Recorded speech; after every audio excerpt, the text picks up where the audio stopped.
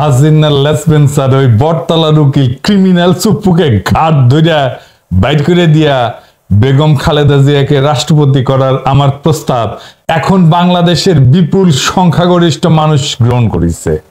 আলহামদুলিল্লাহ, এইটা এখন বাংলাদেশের গণমানুষের প্রাণের দাবি। জুলাই বিপ্লবের অসমাপ্ত কালো অধ্যায়ের সমাপ্তি এভাবেই করতে হবে। চুপ্পুকে যে যাইতেই হবে এ বিষয়ে আর কোনো দ্বিমত নাই। এ বিষয়ে এখন একটা জাতীয় ঐক্য প্রতিষ্ঠিত হয়েছে।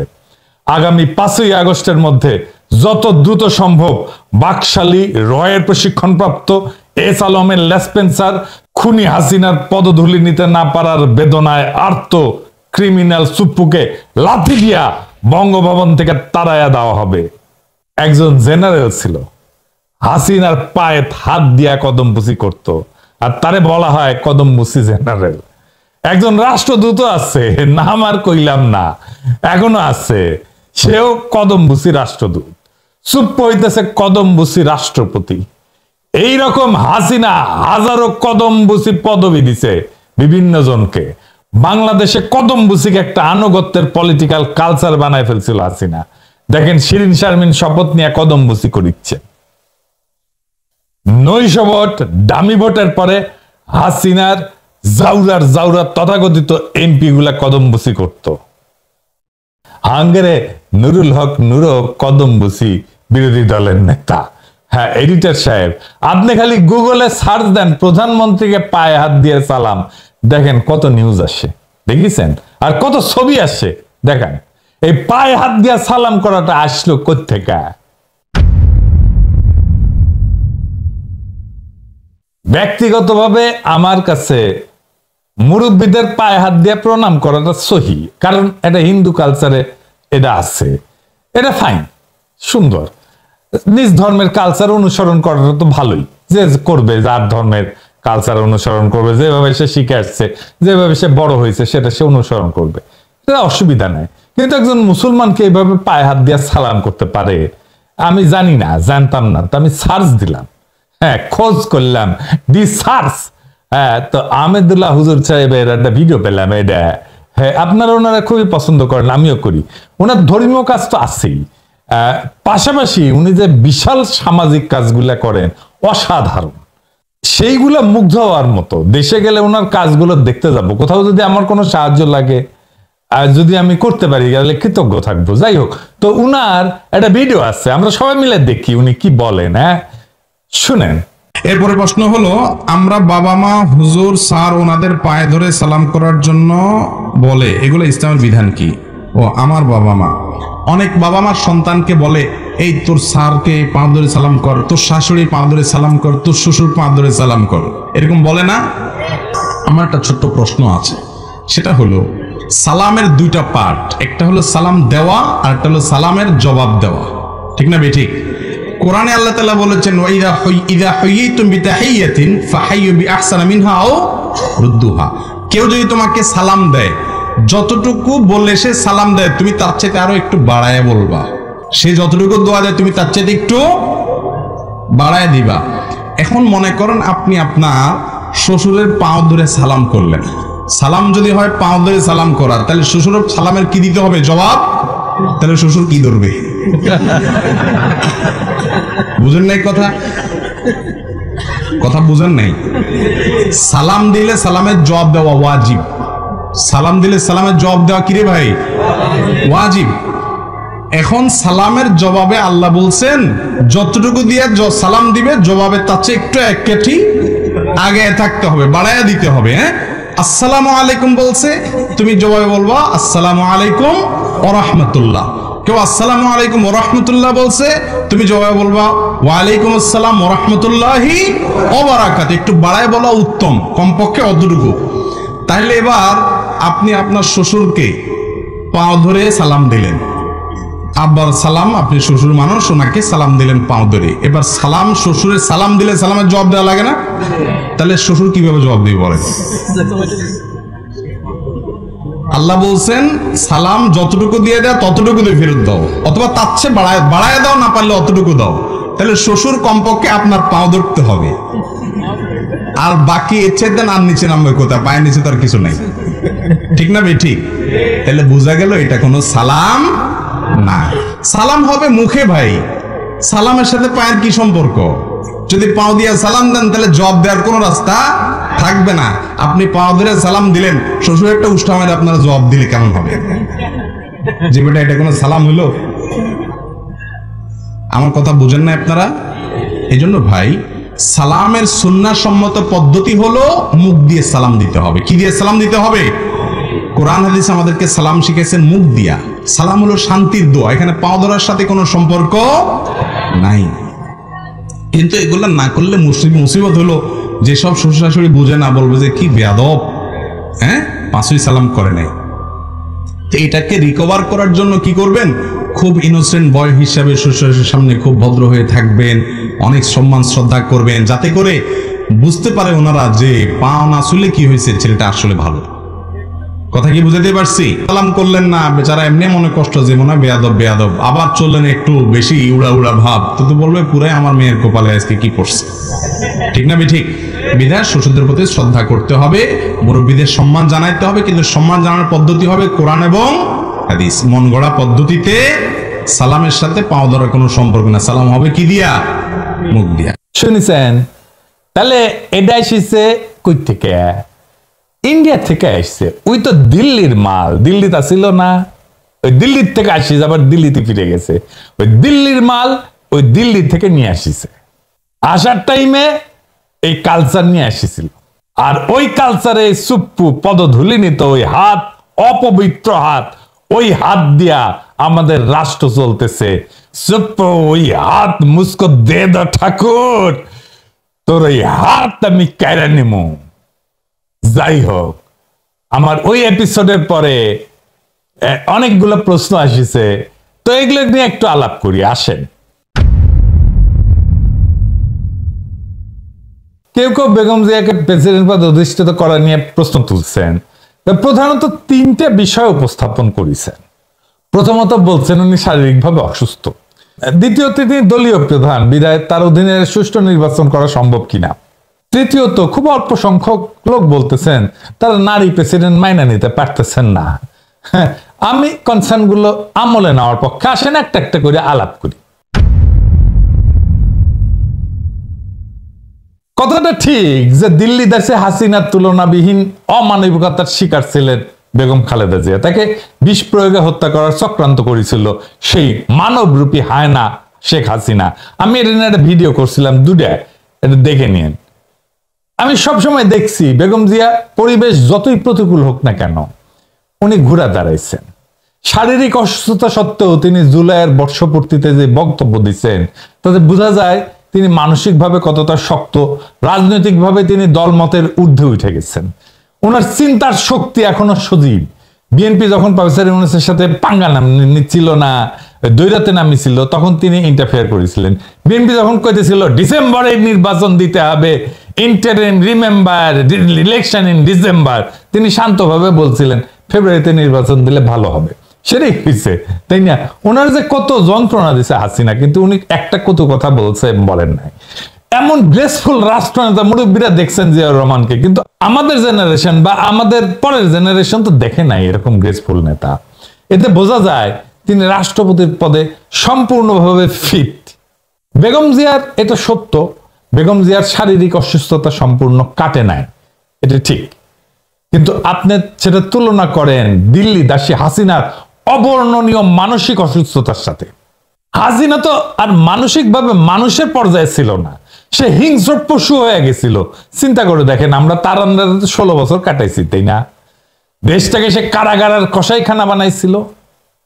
বাংলাদেশের স্বাধীনতা, সার্বভৌমত্ব, আঞ্চলিক অখণ্ডতা, জাতীয় মর্যাদা ভারতের পদতলে বিসর্জন দিয়েছিল।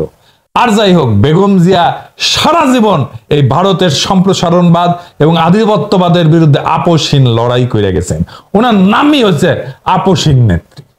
তার হাতে আমাদের দেশ, আমাদের সমাজ, আমাদের পতাকা, আমাদের জাতীয় ভবিষ্যৎ নিরাপদ। যারা প্রশ্ন তুলছেন যে বেগম জিয়া প্রেসিডেন্ট থাকাতে আগামী নির্বাচন নিরপেক্ষ হবে কিনা, তাদের জন্য দুটো উদাহরণ দেই। 1996 সালের নির্বাচনের সময় রাষ্ট্রপতি ছিলেন বিএনপির একজন জবরদস্ত রাজনীতিবিদ, জনাব আব্দুর রহমান বিশ্বাস।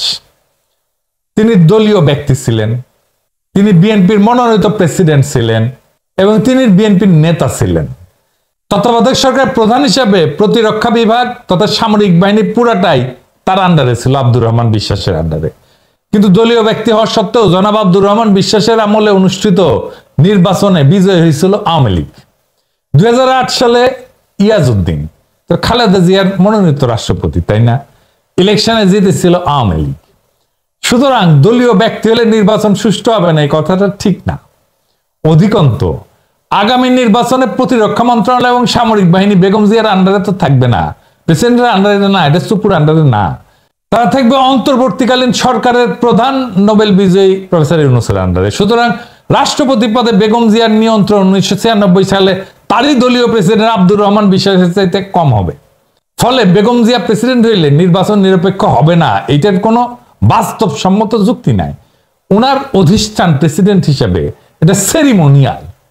এই সেরিমোনিয়াল প্রেজেন্সের গুরুত্ব অপরিসীম। রাজনীতিতে এবং আমাদের মনে, কালেকটিভ সাইকিতে খুব অল্প সংখ্যক ব্যক্তি বলছেন যে তারা নারী রাষ্ট্রপতি চান না, নারী নেতৃত্ব চান না। ভাই জান একটা কথা বলি, হ্যাঁ এটা কিছু মনে করেন না আর কি। ইন্ডিয়া কয়টা বয়ান বাংলাদেশে চালায় বুঝেছেন, শয়তানি বয়ান, এগুলো আপনারা কেউ কেউ খান। 1 নম্বরের শয়তানি বয়ান হইতেছে প্রফেসর ইউনূস সুদখোর। সুদ যেহেতু ইসলামে হারাম, তাই সুদের কথা বলে বাংলাদেশে সাধারণ মুসলমানদের চুলকায় দেওয়া আর কি, বুঝছাও। 2 নম্বরে নারী রাজনৈতিক নেতা চাই না। হাসিনা যে টাইমে ছিল ভাইজান, আপনারা একটা কথা কইছিলেন, বলেন নাই তো। এখন আপনাদের চেতনা জায়গায় উঠলো। খালেদা জিয়ার জোটে সকল ইসলামপন্থী দল ছিল না, ওনার নেতৃত্ব মাইনা নিচ্ছিল না বাংলাদেশের সকল ইসলামপন্থী রাজনৈতিক দল। ওনারা কি আপনাদের চাইতে কম বোঝেন? যাই হোক, আমি এই ধর্মীয় বিতর্কে ঢুকতে চাই না। আলেমরা বলেন এই বিষয় নিয়ে, আমরা শুনবো ওনারা কি বলেন। ওনাদের প্রজ্ঞা দিয়া, ওনাদের বুঝ দিয়া ওনারা বলেন, আপনি নিজে সিদ্ধান্ত নিয়েন না, এটা নিয়ে হাউকাউ করেন না। এই প্রসঙ্গে একটা বাস্তব উদাহরণ দেই, হ্যাঁ, ইরান নিয়ে। ইরানের বিপ্লবে নারীরা কেন্দ্রীয় ভূমিকা পালন করছিল। তারা ছিল বিপ্লবের সর্বাধিক দৃশ্যমান, সাহসী এবং আন্দোলনের অন্যতম প্রধান চালিকা শক্তি। কিন্তু তাদের এই সক্রিয়তা এবং আত্মত্যাগের রাজনৈতিক ফলাফল কিন্তু তাদের প্রত্যাশার সাথে মেলেনি, বরং বিপরীত হয়েছে। বিপ্লব বিজয়ের পরে হাজার হাজার নারী পর্দা ছাইরা রাস্তায় নামছেন স্বাবিরোধী বিক্ষোভে। নারীরা পুরুষদের মতোই রাস্তার বিক্ষোভে পুলিশের গুলির সামনে বুক চিতায় দাঁড়াইছিলেন। বিশ্ববিদ্যালয়ের ছাত্রী, লেখিকা, গৃহবধূ, শ্রমজীবী নারী, সব শ্রেণীর নারীরা বিক্ষোভে অংশ নিয়েছিলেন। মার্ক্সবাদীরা নিয়েছিলেন, বামপন্থীরা নিয়েছিলেন, ইসলামী জাতীয়তাবাদীরা নিয়েছিলেন, লিবারেলরা নিয়েছিলেন, বিভিন্ন মতাদর্শের নারীরা একত্রে রাজপথে আন্দোলন করেছিলেন। বিপ্লব পরবর্তী সময় কি হয়েছে? নারীর অবনমন হয়েছে, নারীর অধিকার সংকুচিত করা হয়েছে। যেই নারীদের সক্রিয়তা বিপ্লবের সফলতায় ছিল অপরিহার্য, বিপ্লব বিজয়ের পরে তাদেরকেই পেছনে ঠেলে দেওয়া হয়েছে, যেন তারা শত্রু। এখন এই প্রশ্ন উঠছে যে ইরানের নারীরা যে বিপ্লবকে নিজেদের রক্তে রাঙাই দিছিল, সেই বিপ্লব কি তাদের বিরুদ্ধে ব্যবহৃত হয়েছিল? হ্যাঁ, এইটাই ইতিহাসের একটা নির্মম ট্র্যাজেডি। ইতিহাসে বহুবার দেখা গেছে মহিলারা যখনই রাজনৈতিক আন্দোলনে সক্রিয় হন, তারা বিপ্লবের সময় থাকেন অগ্রভাগে, কিন্তু সাফল্যের পরে পেছনের সারিতে তাদেরকে ঠেলে দেওয়া হয়। একই ঘটনা ঘটছে বাংলাদেশে। হাসিনার বিরুদ্ধে সবচেয়ে সাহসী ভূমিকা রাখছে, রক্ত দিছে, সহযোদ্ধাকে রক্ষা করছে নারীরা, বাংলাদেশের নারীরা, মায়েরা আর বোনেরা। তারা আর বিপ্লবের বিজয়ের পরে তাদের সাথে অমানুষের মতো আচরণ করা হইতেছে। বিপ্লব পরবর্তী সরকার এর কারণেও দুর্বল হয়েছে, কারণ নারীরা মুখ ফিরাই নিছে। আপনি জনগোষ্ঠীর অর্ধেক অংশকে প্রতিপক্ষ বানায় কোনো লড়াই জিততে পারবেন না, জীবনেও পারবেন না। আমরাও পারতাম না হাসিনাকে হটাইতে, নারীরা পথে নেমে না আসলে। ইসরায়েল যে হামলা করলো ইরানে, সেও ইরানের নারীদের খুব কাজে লাগাইছে। ইরানের অনেক শক্তি থাকতে পারে, কিন্তু সবচেয়ে বড় দুর্বলতা সংখ্যাগরিষ্ঠ নারীরা, আর সেই জোসনিয়া সরকারের পাশে নাই, বিপ্লবের পাশে নাই। ইরানের এখন কোনটা প্রায়োরিটি হওয়া উচিত? ইসরায়েলকে মোকাবেলা করা নাকি নিজের দেশে নারীদের দমন করা? এভাবেই বুঝবেন আমাদের কোনটা প্রায়োরিটি হওয়া উচিত। খালেদা জিয়া নারী তার জন্য প্রেসিডেন্ট হইতে বাধা দেওয়া, নাকি অখণ্ড ভারতের অংশ হইয়া নামাজ পড়ার জন্য লাথি খাওয়া, গরুর মাংস বহন করার অপরাধে গণপিটুনি খাইয়া মরে যাওয়া, বা জোর কইরা গেরুয়াপন্থীদের হাতে পইরা জয় শ্রীরাম বলতে বাধ্য হওয়া, কোনটা? আপনারা কোন পথে হাঁটবেন ভেবে দেখবেন। আর একটা উদাহরণ দিই, ইন্ডিয়ার সংখ্যালঘুদের জন্য পাকিস্তান হয়েছিল। জি, পাকিস্তান মুসলমানদের জন্য না, ভারতের সংখ্যালঘুদের সুরক্ষার জন্য হয়েছিল। শুধু মুসলমানদের জন্য না, দলিত হিন্দুদের জন্য পাকিস্তান হয়েছিল। শুধু জিন্না না, মুসলিম লীগ না, যোগেন মন্ডলের লড়াইয়ের ফল ছিল পাকিস্তান। যোগেন মন্ডলকে পাকিস্তানে থাকতে দেওয়া হয় নাই, কারণ পাকিস্তান একান্ত মুসলমানদের রাষ্ট্র হয়ে উঠতে চাইছিল। পাকিস্তানের রাষ্ট্র তাতে দুর্বল হয়েছে না শক্তিশালী হয়েছে? দুর্বল হয়েছে। এতই দুর্বল হয়েছে যে পাকিস্তান ভেঙে গেছে। পাকিস্তান ভেঙে লাভ হয়েছে মুসলমানদের? হয় নাই। তো বাংলাদেশকে নিয়ে এমন বাড়াবাড়ি করলে বাংলাদেশের অস্তিত্ব সংকটে পড়বে, আমি আগেই কয়ে দিলাম, তাই সাবধান। আবার কেউ কেউ রাষ্ট্রপতি পদে আমাদের শ্রদ্ধেয় আমার দেশের পত্রিকার সম্পাদক মাহমুদুর রহমান কথা বলছেন। আমি ওনার সাথে কথা না বললেই 100% নিশ্চিত আপনারা যদি মাহমুদ ভাইয়ের কাছে গিয়ে জিজ্ঞেস করেন বাংলাদেশের রাষ্ট্রপতি কার হওয়া উচিত, উনি নিজেই বেগম জিয়ার নাম প্রস্তাব করবেন। উনি নিজে, হ্যাঁ আমি তো ওনারে চিনি, উনি নিজেই করবেন। সুতরাং এই কথাটাই অবান্তর। আর কিছু দিল্লি দাস কচু খেতি বেগম জিয়াকে রাষ্ট্রপতি প্রস্তাব করার জন্য আমাকে গাল বন্ধ করেছে, কারণ এই প্রস্তাব বাংলাদেশে ভারতের দালালদের জন্য একটা ভয়াবহ দুঃসংবাদ। তার মানে আমার প্রস্তাব কাজে লাগিছে, আমার প্রস্তাবটা লক্ষ্যভেদী। এই সামান্য সংখ্যক দিল্লি দাসদের একমাত্র উদ্দেশ্য হইতেছে বাংলাদেশকে ভারতের পদতলে পুনরায় বিসর্জন দেওয়া। আমরা তাদের এই চক্রান্তকে পুনরায় সমবেতভাবে ব্যর্থ করে দেব। যেভাবে আমরা হাসিনাকে খেদাইয়া দিছিলাম গত বছর অগস্ট মাসে, ঠিক একইভাবে। আর আমাদের প্রিয় হাসনাত আবদুল্লাহ বলছে যে দাদা আইডিয়াটা খুব ভালো, কিন্তু ম্যাডাম কি রাজি হবেন? আমি কইছি ম্যাডামকে আমি যতটুকু বুঝি দেশের জনগণ চাইলে উনি অমত করবেন না। হয়তো ওনার শারীরিকভাবে কষ্ট হবে, কিন্তু তারপরেও উনি এইটাকে উপেক্ষা কইরা দেশের স্বার্থে, দেশের জনগণের স্বার্থে উনি এইটাকে গ্রহণ করবেন, এটা আমার অনুমান। বাংলাদেশ এখন এমন এক সন্ধিক্ষণে দাঁড়ায়, একদিকে আছে দিল্লির পদচুম্বনকারী দালালদের উত্তরাধিকার, যাদের কাছে ক্ষমতা মানে দাসত্ব, গণতন্ত্র মানে নির্দেশনা, আর নেতৃত্ব মানে পায়ে হাত দিয়া কদমবুসি করা। আর অন্যদিকে আছে এক নতুন সম্ভাবনার দিগন্ত, যেখানে রাষ্ট্রপতি হবেন সেই নারী যিনি রাজপথে কখনো হাঁটছেন, কারাগারে কখনো থাকছেন, কিন্তু কখনো মাথা নোয়ান নাই, যিনি আপসহীন, স্বপ্নদ্রষ্টা, প্রতিকূল সময়ে থাকছেন জনগণের পাশে। এই মুহূর্তে আমাদের সামনে এক ঐতিহাসিক সুযোগ আসছে রাষ্ট্রের শীর্ষ পদে এমন একজন নেতাকে বসানোর, যিনি ব্যক্তি নন, প্রতীক। বেগম জিয়া শুধু একজন নেতা না, তিনি হয়ে উঠছেন এক ঐতিহাসিক প্রতিরোধের মুখচ্ছবি। তার অভিজ্ঞতা, তার সহনশীলতা, তার আপসহীন দেশপ্রেম এখন বাংলাদেশ রাষ্ট্রের পুনর্গঠনের জন্য অপরিহার্য। যারা প্রশ্ন তোলে নারী রাষ্ট্রপতি কি সম্ভব, তাদের বলি ইতিহাসে নারীরাই সবচেয়ে সাহসী বিপ্লবের কাণ্ডারি হয়েছেন। যারা বলে তিনি অসুস্থ, তাদের বলি হাসিনার মতো মানসিক বিকারগ্রস্ত এক ফ্যাসিস্টের তুলনায় বেগম জিয়া এখনো লক্ষ গুণে সুস্থ, স্থির এবং নৈতিকভাবে শক্তিশালী। যারা বলে তিনি পক্ষপাত দুষ্ট হবেন, তাদের জন্য ইতিহাস নিজেই উত্তর। আব্দুর রহমান বিশ্বাস, ইয়াজউদ্দিন, এমনকি 2008 সালের আওয়ামী লীগের বিজয়ের গল্প। আর যারা এই প্রস্তাবকে ব্যঙ্গ করে, গালাগাল দেয়, তারা আসলে আমাদের ভয় পায়। তারা খালেদা জিয়াকে ভয় পায়। তারা জানে এই প্রস্তাব শুধু একটা ব্যক্তি না, একটা আদর্শকে রাষ্ট্রীয় স্বীকৃতি দেওয়ার ডাক। এই প্রস্তাব মানে হলো বাংলাদেশ আর ভারতের উপনিবেশ হবে না। এই প্রস্তাবের মানে হলো আমরা আমাদের পতাকাকে আর লাঞ্ছিত হতে দেব না। এখন সময় আসছে একটানা 16 বছরের নিপীড়নের অবসান ঘটানোর। এখন সময় আসছে রাষ্ট্রকে পুনরায় জনগণের হাতে ফিরায় দেওয়ার। সময় আসছে বেগম জিয়াকে বাংলাদেশের রাষ্ট্রপতি করে সেই প্রতীকী নবজাগরণ, প্রতীকী বিজয়ের শুরু করার। যে নবজাগরণে থাকবে না দিল্লি দাসের কদমবুসি, থাকবে জনগণের গর্বিত উচ্চারণ, এই দেশ কার, জনগণের। 5ই আগস্ট হোক সেই প্রতীকী মুহূর্ত, যেদিন বঙ্গভবনের কদমবুসির শেকল ভেঙা জনগণ রাষ্ট্রের নিয়ন্ত্রণ পুনঃপ্রতিষ্ঠা করবে খালেদা জিয়াকে সামনে নিয়ে।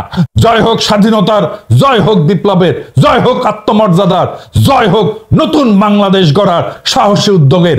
ইনকিলাব জিন্দাবাদ।